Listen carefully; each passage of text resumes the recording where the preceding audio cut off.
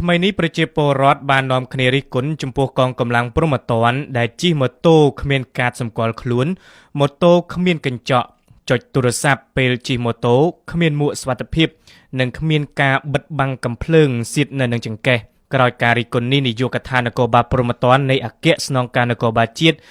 បានទទួលស្គាល់កំហុសនិងសុំការយោគយល់ពីពលរដ្ឋបើតាមនាយកដ្ឋាននគរបាលព្រហ្មទណ្ឌអង្គភាពបានអប់រំណែនាំដល់កម្លាំងជំនាញទាំងអស់ឲ្យកែប្រែរាល់កំហុសនិងចូលរួមគោរពច្បាប់ចរាចរណ៍ដើម្បីជាគំរូដល់ពលរដ្ឋតែទន្ទឹមនឹងការទទួលស្គាល់កំហុសនាយកដ្ឋាននគរបាលព្រហ្មទណ្ឌក៏ឆ្លៀតបញ្យល់ហេតុផលថាការដែលកម្លាំងជំនាញចុះធ្វើប្រតិបត្តិការមិនបានគោរពច្បាប់ចរាចរណ៍ឬមិនបានពាក់មួកក៏ព្រោះថារាល់ពេលទទួលបានព័ត៌មានពីបទល្មើសភ្លាមពួកគេប្រញាប់ចេញធ្វើប្រតិបត្តិការដោយមិនបានគិតពីសុវត្ថិភាពផ្ទាល់ខ្លួនម្យ៉ាងវិញទៀតការពាក់មួកសុវត្ថិភាពក្នុងការជិះប្រដេញម៉ូតូដែលមានល្បឿនលឿនជាឧបសគ្គមួយហើយការដាក់កញ្ចក់ម៉ូតូវិញក៏បង្កផលលំបាកក្នុងពេលប្រដេញតាមជនល្មើស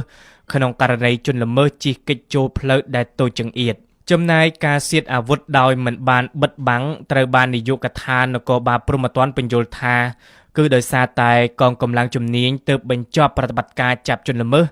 និងដែលនៅក្នុងពេលប្រតិបត្តិការកម្លាំងជំនាញបានបើកម៉ូតូក្នុងល្បឿនលឿនដែលធ្វើឲ្យប៉ើងអាវចេញអាវុធមកខាងក្រៅនិងមិនទាន់បានរៀបរយខ្លួនប្រាណឡើងវិញ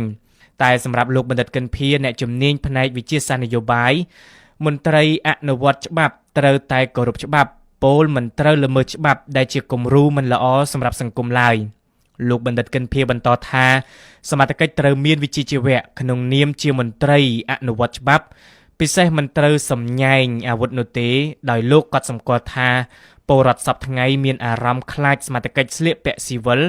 ជាងខ្លាចជនល្មើសទៅទៀតក្រោយនាយកដ្ឋាននគរបាលព្រហ្មទណ្ឌចេញមុខបំភ្លឺនិងទទួលកំហុស